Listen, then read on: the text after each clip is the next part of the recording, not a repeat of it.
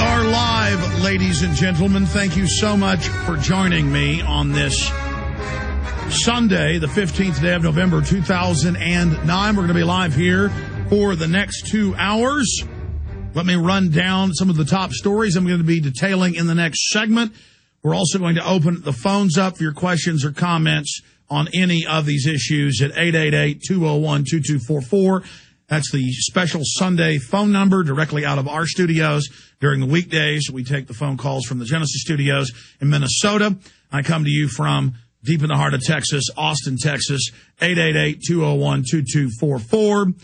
Or the direct line and for Central Texas listeners, 512-646-1776. Associated Press, weak dollar, no quick fix for narrowing trade gap. Because we're so deindustrialized, you would think that a weak dollar, though it's bad for almost everything in the economy, that it might be good a little bit to increase some manufacturing, but there's no real industry left here to speak of that can compete with China, India, Mexico, because they have such low standards in environmental, workers' comp, greenhouse gas taxes, you name it, that no one can compete. It is the race to the bottom. That's the globalist model in their own documents, their own statements. It's meant to deindustrialize the West so that we become completely bankrupt to the central banks. We're going to be breaking that down. Also, million people hit by plague worse than swine flu. Well, the swine flu is not a very bad plague, but it certainly is a huge hype machine, a psychological plague. But it is killing a lot of people reportedly in the Ukraine and Poland. And now top scientists in Ukraine are saying they believe the H1N1 virus and the regular seasonal flu virus somehow mutated. Or that the Tamiflu and the flu vaccines did this. This is now mainstream news, Sunday Express out of England. We'll be going over this today. It also dovetails French woman gets crippling illness after H1N1 vaccine. Time magazine reporting China investigates deaths after swine flu shot. People are becoming paralyzed here in the United States as well after being given the shot. There's a whole bunch of headlines covering that. So we're going to be going over the latest developments with the swine flu/flu hype, now some type of unnamed super virus in Eastern Europe. And then I'm also going to play several clips from Fox News today, both of them of Chuck Norris. Chuck Norris goes on Cavuto and says world government's being set up through the carbon tax. And then national media makes fun of him and calls him a kook when Ban Ki-moon 2 Sundays ago wrote an editorial for the New York Times. He's the Secretary General of the UN, calling for global government and saying the carbon tax would fund global government. So Chuck Norris isn't allowed to read the New York Times that's pro-world government and say, I don't want world government. And Chuck Norris isn't allowed to do this with Sean Hannity. He was on with Sean Hannity later that same day, last week. Cavuto didn't make fun of him. Sean Hannity did and said Ron Paul was crazy. So Ron Paul was crazy 10 years ago saying overspending would devalue the dollar, now happening. Ron Paul was crazy saying it would destroy our industry, now happening. Ron Paul was crazy saying we have 20% unemployment, now happening. Ron Paul was crazy talking about global government, now I guess I was crazy.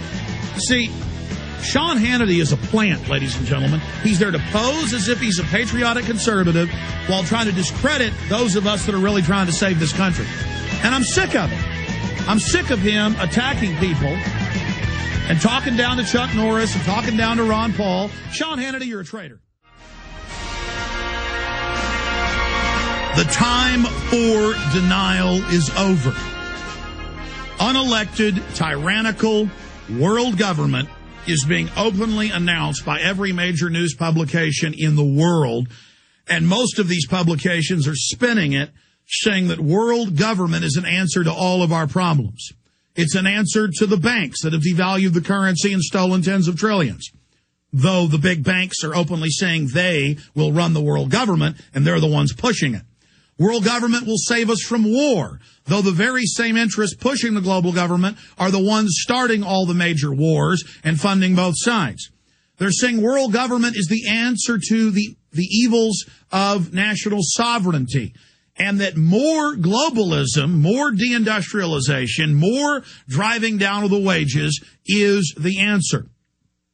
Now, this is a psychological form of mind control we've been put under, where for decades, as the world government was being set up and as it was being developed and foisted on the people, and as people like myself and Congressman Ron Paul and many others were reading official UN documents, official Club of Rome documents, official Trilateral Commission, CFR, Bilderberg Group, RAND Corporation, Pentagon. I mean, the elite for decades have been very public about what they're setting up. They just never said it on the news. And so you'd say, hey, I have Foreign Affairs, April issue, 1998, saying the banks are going to get everybody in debt, implode the currency, and bring in world government. And they'd say, oh, there's no such thing. Look at the crazy Alex Jones. Look at the crazy Ron Paul. Look at these crazy people that don't. I mean, when Margaret Thatcher, after she left office, came out and criticized it, they said, look at the crazy Margaret Thatcher. Back then, you weren't supposed to talk about this because they hadn't completed the construction of the world government yet. Now the world government is nearing completion. They can't deny it anymore. And so they're unveiling it, but saying you're a kook, you're bad, you're evil if you don't want to go along with it. And so today I wanted to play a few Chuck Norris clips coming up in the next segment, because Chuck Norris is a listener of this show, and I've talked to him on and off air. This is one of the main shows that really woke him up in the last 5 years from being a mainline Republican to figuring out both parties are controlled. But still, he's falling into the orbit of Sean Hannity and Glenn Beck, who are controlled opposition. And at key points, Glenn Beck comes out and attacks Ron Paul, and attacks people that believe in global government, and attacks people that report on FEMA camps. But when Chuck Norris was on Cavuto, he didn't get made fun of for talking about this. But when he was on Hannity, he did. And he started saying, I like Ron Paul. And Sean Hannity said, well, Ron Paul's crazy. And then Chuck Norris said, well, that's why I like him. I'm crazy, too, and laughed at Hannity. But the issue here is Hannity isn't stupid. Hannity knows. Sean Hannity knows there's a world government. He's not stupid. He's been sent all the information for over a decade. It's his job to keep Republicans on the mainline fake blue dog Republican, blue blood Republican bandwagon, where George Bush triples the size of government and we still call that conservative. Or George Bush signs the Patriot Act violating our Bill of Rights and we call that conservative. Basically, you hate the Democrats who are pushing big government and socialism, but you never hate the Republicans that are doing the same thing.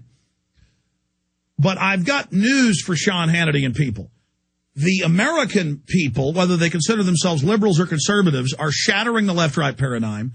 They are waking up in a big, big way.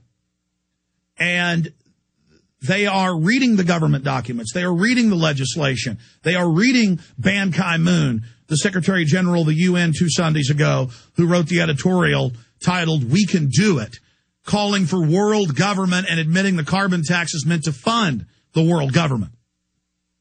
The American people are reading the UN treaty that Reuters reported on last Thursday that Obama is now saying he's going to sign and try to get ratified, which says all small arms are to be banned. Under this UN treaty, you can't own firearms. We're going to go over that today. The American people have figured out that Republicans come and Democrats come and go, but that the true power structure, the military-industrial complex, itself owned by large central banks, remains in control. And making fun of people who know how to read editorials written by the UN Secretary General in the New York Times doesn't work anymore. How can Sean Hannity, on the fake right and on the fake left, George Soros and all his publications, make fun of anyone that says there's a world government while George Soros himself calls for a global government that's now being set up. How can Rupert Murdoch go to the Davos, Switzerland Economic Forum every year and call for global government, and then Sean Hannity sit up there and say there's no such thing? No, Ron Paul and Alex Jones and other people of our ilk have not been crazy. We've been well-read and well-researched, and we've been raising the alarm. And so when fake conservatives, when Benedict Arnolds like Sean Hannity, who were meant to keep Republicans in the dark and conservatives and libertarians and well-meaning liberals in the dark, when he gets up and says Ron Paul's crazy. Really, Ron Paul talked about devaluation of the dollar 2 years ago during the Republican primaries.